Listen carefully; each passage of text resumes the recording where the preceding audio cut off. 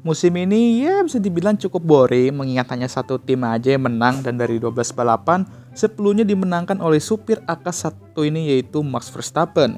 Ya itu juga yang bikin beberapa fans F1 sekarang jenuh kalau menonton karena udah tahu siapa yang bakal menang ya kan. Padahal mah dominasi itu emang hal yang biasa dalam sport sebenarnya guys. Tapi ya udahlah ya, sekarang pun ada summer break dan makin bete aja ya kan fans F1. Nggak ada balapan, tapi kalau ada balapan juga udah tahu yang menang siapa ya kan. Sama kayak lu mau nembak gebetan, tapi udah tahu hasilnya kayak gimana. Ditolak. Tapi tenang, di sini gue akan mengingatkan kembali musim yang sebenarnya kurang lebih sama ya. Tapi banyak hal-hal yang bikin musim ini tuh cukup seru sebenarnya. Yaitu F1 musim 2019. Dan sekarang gue akan bahas seseru apakah F1 2019.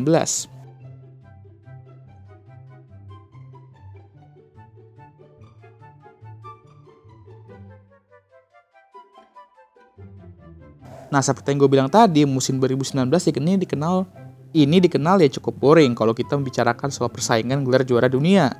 Di mana Mercedes mendominasi musim ini dengan Lewis Hamilton memenangkan gelar ke-6-nya. Tapi kalau kita lihat hal lainnya musim ini, bisa dibilang cukup underrated kalau ngomongin soal seru-serunya. Nah, kita lihat tim lain dulu deh. Musim itu Red Bull mulai dikenal sebagai one-man team. Kenapa? Karena Max mampu nyaman-nyaman aja dengan mobilnya, sementara rekan timnya, Pierre Gasly yang baru aja dipromot ke Red Bull musim itu, nyaman juga. Nyaman untuk ditendang tapi.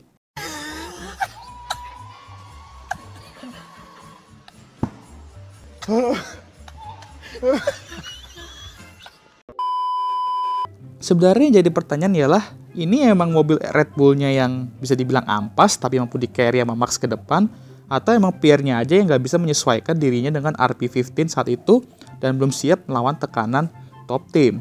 Nah, setelah Pierre didemot kembali ke Toro Rosso di paruh musim kedua dan sang rookie Alex Albon dipromot ke Red Bull, dia menunjukkan bahwa mobil itu emang benar-benar layaknya top 3 tim karena yang nggak kayak Pierre, dia mampu menderek mobil itu ke deket ke zona top 3 tim atau top 6 lah ya, lebih tepatnya. Nah, ini faktor pertama yang bikin musim 2019 ini seru. Cerita mitos kursi kedua Red Bull dan cerita comeback Pierre yang luar biasa juga di mana dia mampu finish di podium Brazilian Grand Prix bahkan setelah didemot ke Toro Rosso. Dan itu juga Lewis mulai menunjukkan perhatian romantis ya ke ban belakang Red Bull.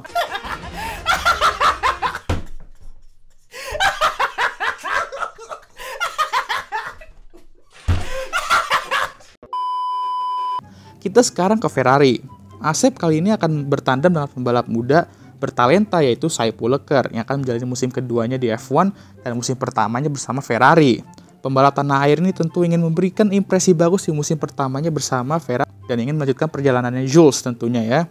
Asep yang ngerasa kesempatannya untuk juara dunia tuh bersama Ferrari ya, makin lama makin sulit ternyata menjadi kenyataan. Setelah akhir 2018 yang cukup buruk dengan sebinalanya ya guys ya. Di musim ini dia benar-benar underperform banget dan masalahnya sekarang bukan melawan Mercedes lagi, tapi melawan Red Bull dan rekan timnya juga yang sudah mulai perlahan tuh mengungguli dia. Tapi bukan itu doang, dia juga harus bisa melawan dirinya sendiri juga. Karena dari akhir 2018 ini masalah terbesar Asep, yang nggak bisa melawan dirinya sendiri setelah crash di Jerman Grand Prix kemarin itu. Musim 2019 ya bisa dibilang merupakan musim yang berat banget untuk fans Asep, yang itu gua ya guys ya, karena banyak banget cobaannya ya. Kalian pasti ingat lah ya itu musim 2019 sebagai fans Asep lah ya.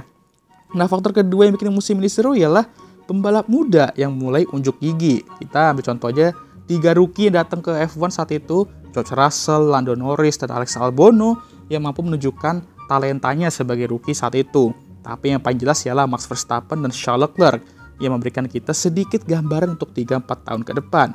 Gambarannya ialah ya dominasi lagi sih. Kalau ngomongin soal Mercedes ya seperti gue bilang tadi, mungkin mereka mendominasi dan ya gitu aja ceritanya. Tapi ya awal musim nih ya kita sempat diperlihatkan Valtteri Bottas yang baru yaitu Bottas 2.0. Tapi ya nyatanya emang bener 2.0 sih, orang finish kedua terus di belakang Lewis. Nah, gue juga akan bahas bromance Carlando atau Carlos Sainz dan Lando Norris. Bisa dibilang ini yang bikin fans F1 tuh makin banyak di saat itu juga, karena interaksi mereka di sosmed saat itu benar-benar ngelur banyak sekali fans-fans yang masih muda khususnya. Mereka tuh kayak memiliki bond spesial gitu yang menarik banyak fans gitu kan ya. kita semua tuh juga selalu terhibur sama tingkah laku bromance ini ya kan. Kayak orang-orang ya kebanyakan tuh berpikir bahwa di mana-mana pembalap tuh pasti nggak maulah terlalu deket sama rekan timnya, karena mau mereka rekan tim pun mereka tuh tetap rival di track ya kan, dan mau saling mengalahkan. Tapi Carlando mengingatkan kita bahwa off track itu berbeda dengan on track. Mereka bisa bestian kok di off track ya kan. Dan sebenarnya inilah yang bikin F1 zaman now tuh seru. Hubungan mereka yang bisa dijadikan cerita di sosmed dan bisa diperbincangkan juga di sosmed dan jadikan konten juga di sosmed. Tahu lah ya sosmed tuh sebesar apa kan sekarang. Ditambah-tambah ya konten kreator meme dengan meme mereka juga bisa dibilang membuat F1 tuh seramai sekarang gitu. Karena ya pembalap-pembalap muda itu yang aktif nge-share image mereka di sana, dan banyak konten kreator kreatif ini dalam membuat meme itu juga banyak gitu kan ya, yang menarik perhatian banyak fans. Ini yang F1 sendiri juga berhasil lakukan di musim itu. Mereka punya tujuan untuk terus berkembang, dan mereka akan melakukan berbagai macam cara agar hal itu terjadi. Dan salah satu caranya ya ini nih, meng-share image pembalap di sosmed. Mau sebosan apapun musim itu secara persaingan di depan, kalau mereka mampu membuat konten mengenai cerita di belakangnya, pasti perhatiannya juga sama besarnya, karena ya serunya kan di situ. Ya kayak kalian aja kalau mau dapat perhatian doi, pasti bakal melakukan berbagai macam cara agar doi tersebut memerhatikan kalian ya kan. Habis itu kalian barulah bangun dari mimpi. Tapi menurut gue yang bikin musim ini seru ialah banyak banget balapan-balapan seru dan bahkan bisa dibilang tuh klasik race gitu ya.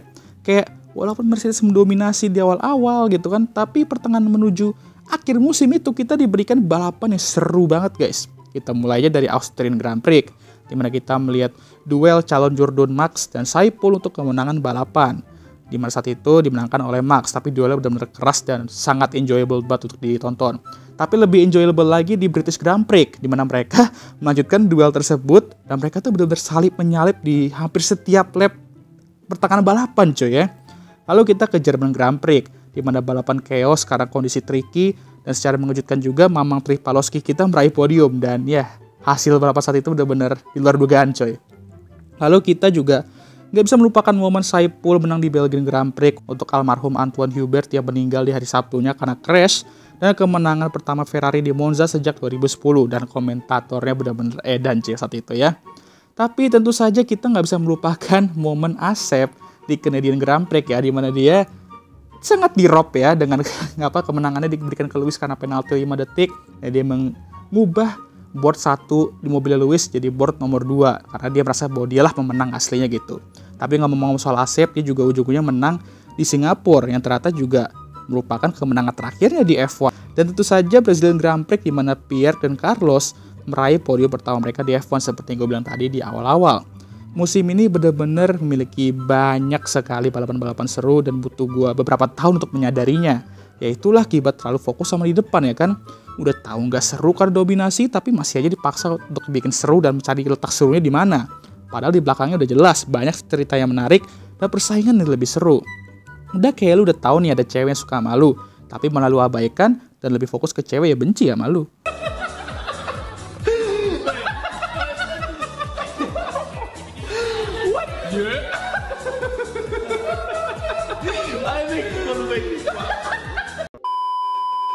Oke lah, sekian video kali ini. Gimana menurut kalian?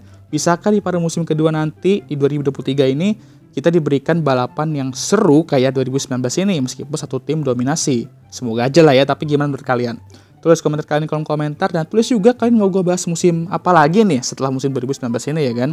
Jangan lupa like, subscribe, dan share video ini, dan jangan lupa juga untuk nyalakan lonceng notifikasi agar kalian semua tahu ketika gue ngupload video baru. Dan jangan lupa juga untuk follow Instagram gue, dan I'll see you guys next time.